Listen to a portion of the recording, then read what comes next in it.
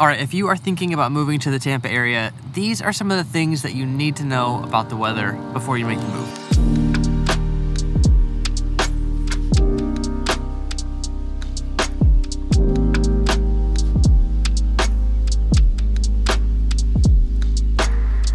I'm Sam, and thanks for coming by the Living in Tampa channel, where we make videos about what it's like to live, move, and invest in the Tampa area. We are also a team of licensed realtors, so if you have any real estate specific needs or questions, we would love to hear from you and just kind of help you through the process. Obviously, it's still on the news. Hurricane Ian hit Florida recently, and it was one of those storms that actually we thought was going to come right for us. They kept saying it's going to hit Tampa directly, and that doesn't happen often, so whenever they say that, it is kind of a big deal. And with the bay and these other kind of waterways in the Tampa area, storm surge is a big deal.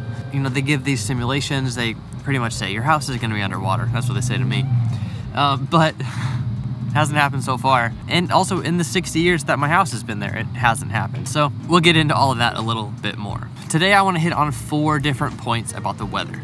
And these are just things that you need to know before you make the move, before you decide that this is the right area for you. All right, number 1 is heat. It's hot here. You're probably not surprised by that. You expect that in Florida, but every summer that I'm here, I'm just surprised by how long it feels and how hot it feels. Even just practical things, like think about this.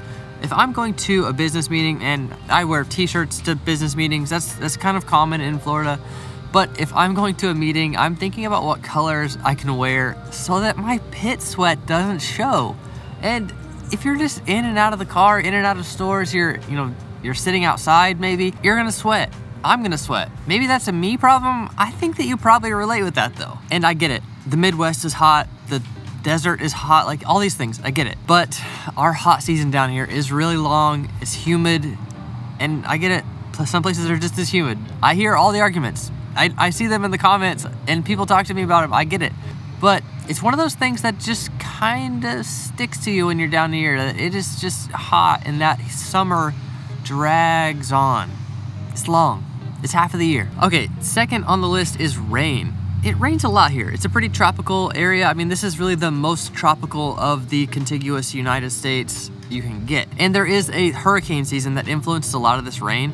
But even if you're not having hurricanes during all that, you're having a lot of lightning and like thunderstorms. And there are big stretches of the summer where it rains every single afternoon. And it's just kind of tiring. During the summer, you're wet because of the rain, you're wet because you're sweating, and it's not always so pleasant. So my in-laws grew up in this area and they're silly about lightning. So whenever it's lightning outside, I mean, yeah, it makes sense to like get out of a swimming pool, things like that. But some of them in the family won't even take showers if it's like a thunder or lightning storm outside. And one of them said they had this aunt, and this was in the 60s.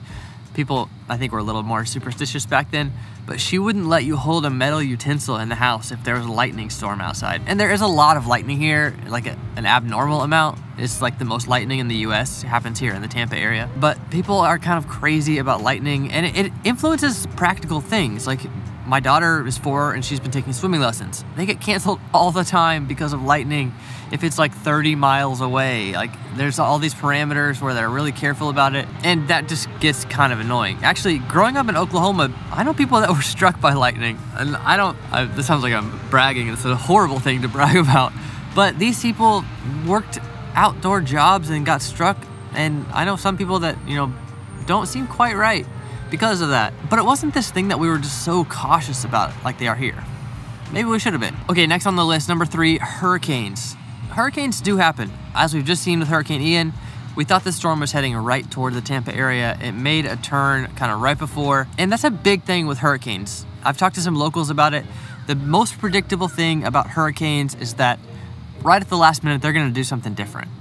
And that's so hard to prepare for because you have to be ready if they are gonna hit you. The primary threat with a hurricane coming into your area is, water and wind damage, like flooding and, branches falling on your house. But the second level is losing water, power, losing access to food, like those kind of things. So people are stocked up on those kind of things, and it becomes a bit of a scramble to get bottled water, and whatever else you need for a storm. So the Atlantic hurricane season is June 1st to November 30th. During that time, there's a 65% higher chance of a hurricane. So it's not like 100% higher. It's not like when it's not in season, there's no chance of it. So it's kind of confusing. It's a pretty big window of time, but it's what they call the hurricane season. And the main things that locals do to prepare is they think about food, water, and power. So food, they have, stuff that doesn't need refrigerated. For water, they often have a lot of bottled water or, jugs of water. And for power, a lot of people have generators to even just power their refrigerator. Or people have a plan of what to do if they don't have power for a while. And that's happened to us before. Last summer, during a storm, we lost power for 24 hours. We had another place to stay with some family, but it is an inconvenience. Okay, and the last thing you need to know, this is number 4, the last thing you need to know about the weather in the Tampa area before you move, and this is probably why you're moving, the winters are so mild. Right now, it's October 6th, and I'm just sitting outside enjoying this beautiful weather. It's like 68 degrees.